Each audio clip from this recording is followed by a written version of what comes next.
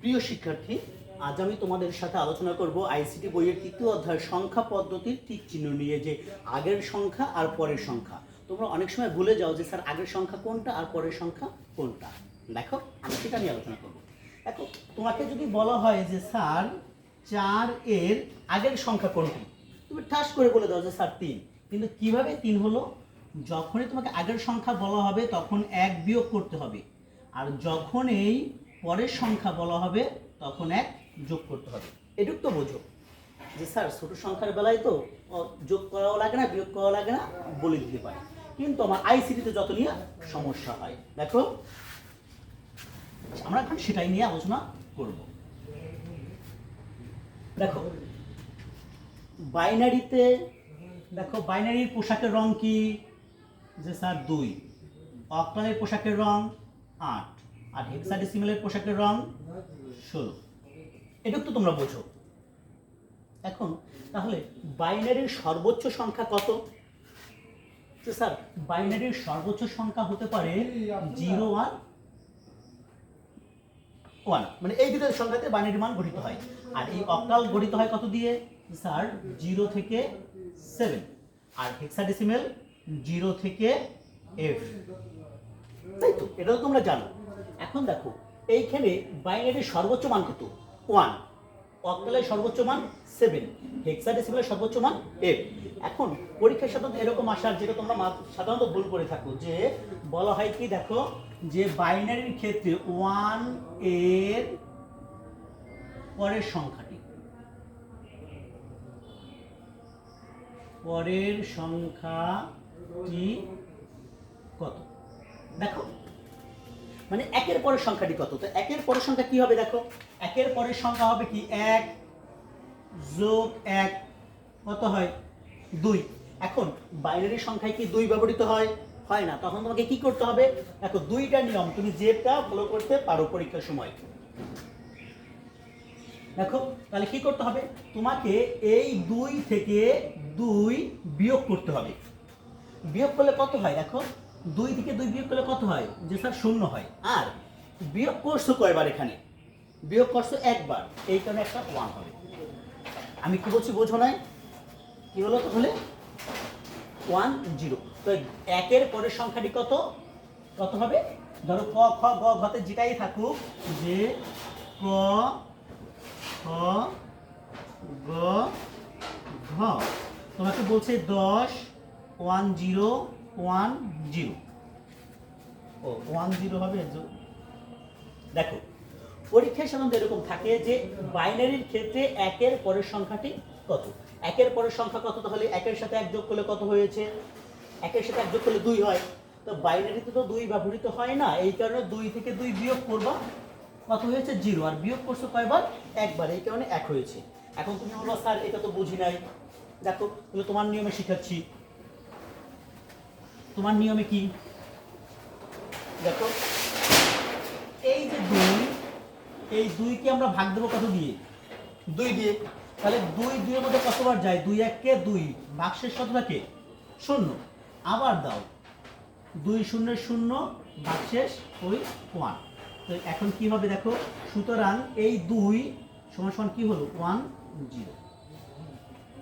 কি হলো? 2 এর বাইনারি মান কত হলো? 1 0। আর এইটাই ঠিক একই রকম, যে স্যার 2 থেকে 2 বিয়োগ দেব, বাকি থেকে 0 বিয়োগ করেছি একবার, এই কোণে 1 0।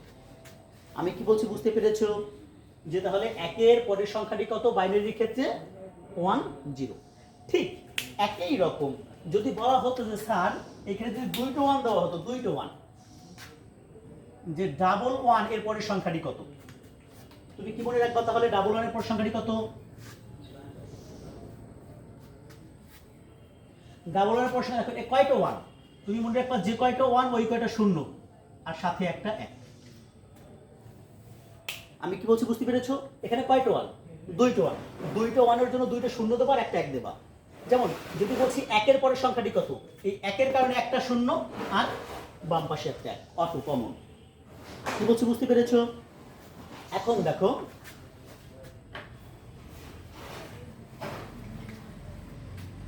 যদি এরকম, এটা তো বাইনারি ক্ষেত্রে, যদি অক্টালের ক্ষেত্রে আসে, অক্টালের সর্বোচ্চ মান কত? 7।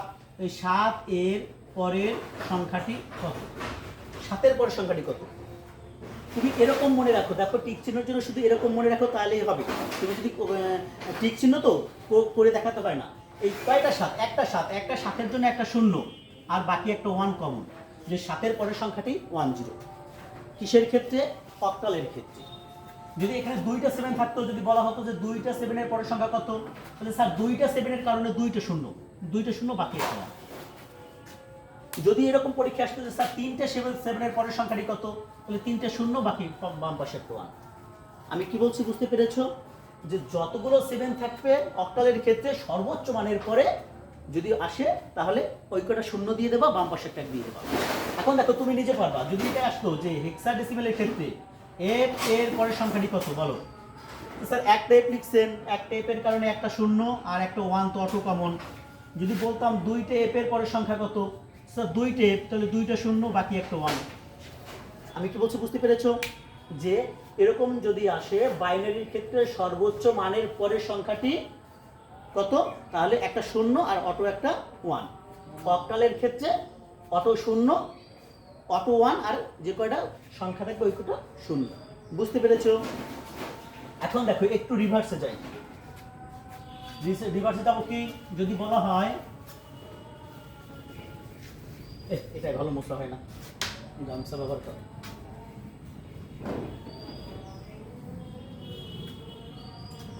তোমাকে যদি বলা হতো বাইনারির ক্ষেত্রে যে 10 এর আগের সংখ্যা,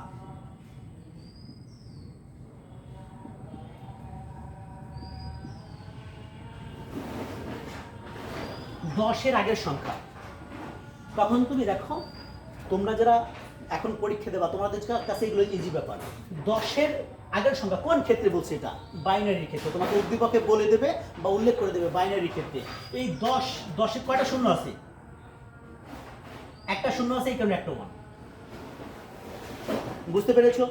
যদি এইখানে বলতো যে 100 এর আগের সংখ্যা কত, 100 কয়টা 0 আছে? 2টা 0 আছে, মানে 2টা 1। মানে 100 এর আগের সংখ্যা ডাবল 1, 10-এর আগের সংখ্যা খালি 1। আমি কি বলছি বুঝতে পেরেছো? এখন যদি অক্টালের ক্ষেত্রে বলতো, অক্টালের ক্ষেত্রে 10-এর আগের সংখ্যা কত বলতো? যে স্যার অক্টালের ক্ষেত্রে অক্টালের সর্বোচ্চ মান কত? 7। একটা 0-এর কারণে একটা 7।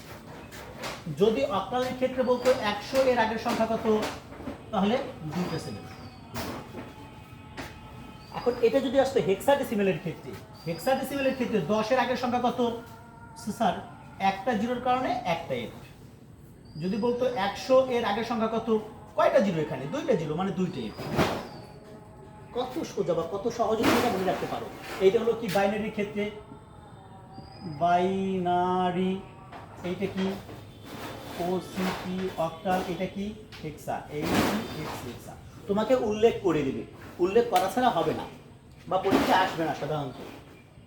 অনেক সময় এইটা উল্লেখ করে দেয় না এফ এর, কারণ এফ অবশ্যই হেক্সাডেসিমেল বলে দেয়। তখন দেখো, এখন তুমি মনে রাখবা যে এই যেটা বলেছিলাম 10 কয়টা 0? একটা 0-এর কারণে একটা 1, 2টা 0-এর কারণে 2টা 1। যদি 3টা 0 থাকতো তাহলে 3টা 1 বসতো। বাইনারির ক্ষেত্রে, অক্টালের ক্ষেত্রে একটা 0-এর জন্য একটা 7, 2টা 0-এর জন্য 2টা 7। যদি এখানে 3টা 0 থাকতো 3টা 7 হতো। হেক্সাডেসিমেলে একটা 0-এর কারণে একটা f, 2টা 0-এর কারণে 2টা f। বুঝতে পেরেছো? এটুকু বুঝতে পারলে অনেকটা টিক চিহ্ন ভালো পারবা। এরপরে তো আরো আছে যেটা আমি দেখাচ্ছি। দেখো,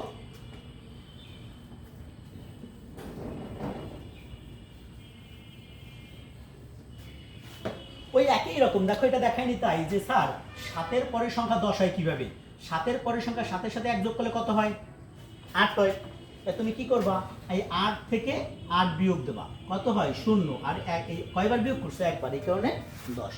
এখন দেখো একটু অন্যরকম করো, তাহলে বুঝবা তুমি যে স্যার এরকম যদি হয় 9 যোগ 7 সমান সমান কত? ঠিক ছিল, ধরে এরকম আসতো অক্টালের ক্ষেত্রে। তখন বলবে কি এটা অক্টালে প্রকাশ করো, অক্টালের মান কত? এটা তো প্রচলিত সংখ্যা বা দশমিক সংখ্যা। তখন কি করবে? দেখো 9 আর 7 কত হয়? 16। এখন আমাকে সর্বোচ্চ মান বিয়োগ করো, কত হলো? 8। কত থাকে? 8। আবার 8 বিয়োগ করো, কত থাকে 0। এখন এইখানে বিয়োগ করছো কয়বার, যে স্যার এইখানে বিয়োগ করছি এই একবার আর এই একবার, কয়বার, 2 বার, 20। তাহলে কি হয়, 9 আর 7 এর মান কত হয় এখানে অক্টালের ক্ষেত্রে 20। দেখো আমি 2 বার বিয়োগ করছি তাই এখানে 2 লিখেছি, আর 0 তো আছেই। বুঝতে পেরেছো আমি কি বলছি এখানে? এখন দেখো তুমি যদি এই নিয়মটা না বুঝে থাকো, তোমার নিয়মে যাও, যে স্যার এই 16 ভাগ 8 কত হয়, 8 দুগুণে 16, বাকি থেকে 0, আবার 8, 8 শূন্যের 0, বাকি থেকে 2, তাহলে কত হলো 8 সমান সমান 2 0। এই এখানে তো 8 না, 16 এখানে দশমিক সমান সমান কি হলো 2 0। এটা হলো কি অক্টাল মান। বুঝতে পেরেছো? তুমি এভাবে বের করতে পারো, এভাবেও বের করতে পারো, কিন্তু টিক চিহ্নের সময় তোমার তো সময় খুব কম থাকবে, তুমি খালি ক্যালকুলেটর চাপবা যে কত আছে, ক্যালকুলেটর চাপছো কয়বার বের হয়েছে তাই। এখন তুমি এখানে বলতে পারো স্যার যদি এখানে অন্য কিছু বের হয়, যে এখানে সাপোজ মনে করো 8, তখন উত্তর কত হবে অক্টালের ক্ষেত্রে? তুমি ঠিক ওই একই কথা, কি হবে, 9 আর 8 কত হয়, যে স্যার 17 হয়।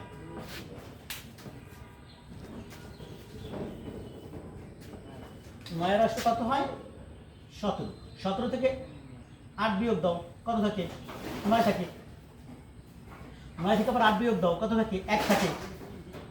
এখানে বিয়োগ করছো কয়বার, 2 বার, কিন্তু এটা আছে। আমি কি বলছি বুঝতে পেরেছো? এখন তোমরা বলতে পারো স্যার খালি তো এরকম আসে না, একটু উল্টো পাল্টাও আসে। উল্টো পাল্টা আসলে তখন কি করবা দেখো, আমি বলে দিই। অনেক সময় এরকম আসে, দেখো 2bf এর পরের সংখ্যা, 2bf এর পরের সংখ্যা। দেখো পরের সংখ্যা মানে কি, এক যোগ, এর সাথে এক যোগ করলে দেখো f তো আছে সর্বশেষে, f এর সাথে এক যোগ করলে কত হয়, যে এর সাথে এক যোগ করো, f এর মান কত 15, f এর মান কত ধরো 15, 15 সাথে এক যোগ করলে কত হয় 16। তাহলে কি বলছি, f এর সাথে এক যোগ করলে একটা শূন্য হয়, হাতে কত থাকে 1, সেই একটাই b এর সাথে যোগ করো, b আর 1 কত হয়, b এর 1 c, আর এই 2 co, f এর সাথে এক যোগ করছি 0 হয়েছে, হাতের যে 1 সেই একটাই b এর সাথে যোগ করছি c হয়েছে 2 নেমে গেছে। কি বলছি বুঝতে পেরেছো? এখন দেখো যদি এটাই বলতো যে এর আগের সংখ্যাটি কত, এর আগের সংখ্যা, তাহলে এখানে কি করতাম, মানে 1 বিয়োগ, এই যে f মানে 15, 15 থেকে 1 বিয়োগ দিলে কত থাকে 14, 14 এর মান কত e, এই b এর b, এই 2, সোজা হিসাব। এটা কি বুঝতে পেরেছো কিভাবে করেছি? এখন দেখো যদি অক্টালে আসতো, অক্টালে ধরো আসছে 5 6 7, এর পরের সংখ্যাটি কত, এর পরের সংখ্যা মানে কি, এর সাথে এক যোগ, এর পরের সংখ্যা যদি এর সাথে এক যোগ হয়, দেখো তাহলে 7 আর 1 কত হয় 8, 8 তো বসে না, 8 বসে তো 8 এর পরিবর্তে কি বসে 0, হাতে থাকে কত 1, 6 এর 1 7, আর এই পাশে 5। বুঝতে পেরেছো? এখন যদি আসতো যে স্যার এর আগের সংখ্যাটি কত, আর আগের সংখ্যা মানে কি বিয়োগ 1, বিয়োগ যদি 1 দিতাম তাহলে কত হতো, দেখো 7 থেকে 1 বিয়োগ দিলে কত হয় 6, এই 6 ওই 5, এই ব্যাপার। এরপরও দেখো যদি তোমাদের কোনো সমস্যা থাকে যে স্যার আগের সংখ্যা কি পরের সংখ্যা কি, যদি কোনো সমস্যা থাকে ইনবক্সে আমার সাথে যোগাযোগ করলে আমি সার্বিকভাবে চেষ্টা করবো তোমাদের সমাধান করে দেওয়ার জন্য। তোমরা শুধু এই টেকনিকটু মনে রাখবা যে বাইনারির ক্ষেত্রে বাইনারিতে সর্বোচ্চ মান 1, যে কয়টা 1 আছে, ধরো এখানে 2টা 1, আর এখানে 7, এখানে 7, এখানে f, এখানে ডাবল এফ। দেখো সবসময় মনে রাখবা যে এটা তো বাইনারি ক্ষেত্রে কয়টা 1, একটা 1 মানে একটা 0, এখানে কয়টা 1 মানে দুইটা 0, আর একটা 1 অটো কমন লাগাই দেবা। এখানে কয়টা 7, একটা 7 মানে একটা 0 একটা 1, কয়টা 7, দুইটা 7, দুইটা 0 একটা 1, কয়টা f, একটা f, একটা 0 একটা 1, দুইটা 0 দুইটা একটা 1। এখানে তিনটে f থাকলে যে ট্রিপল f এর পরের সংখ্যাটি কত, ট্রিপল এফ এর পরের সংখ্যা 3টা 0 আর একটা 1, এটা হলো পরের সংখ্যা। এখন যদি বলতে এর আগের সংখ্যাটি কত, দেখো এর আগের অঙ্কের সংখ্যা যদি আসে দেখো, তখন তুমি মনে রাখবে এখানে কয়টা শূন্য, একটা শূন্য মানে একটা ওয়ান, কয়টা শূন্য, দুইটা শূন্য, দুইটা ওয়ান। অক্টালের ক্ষেত্রে কয়টা শূন্য, একটা শূন্য, এই কারণে একটা সেভেন, দুইটা শূন্য, এখানে দুইটা সেভেন। এখানে হেক্সাডেসিমালের ক্ষেত্রে কয়টা শূন্য, একটা শূন্য, এখানে একটা এফ, দুইটা শূন্য, এখানে দুইটা এফ। কি বলছো, বুঝতে পেরেছো যে আগের সংখ্যার পরের সংখ্যা কত, এভাবে তোমরা নির্ণয় করবা। আর যেটাই আসবে সেটা দেখে দেখে করবা, তাহলে হয়ে গেল। খুব সহজেই পারবা তোমরা। এরপরে সমস্যার সমাধান আমি করে দেবো যদি আমার সাথে কন্ট্যাক্ট করো। কি বলছো, বুঝতে পেরেছো তোমরা নিশ্চয়ই? ধন্যবাদ সবাইকে।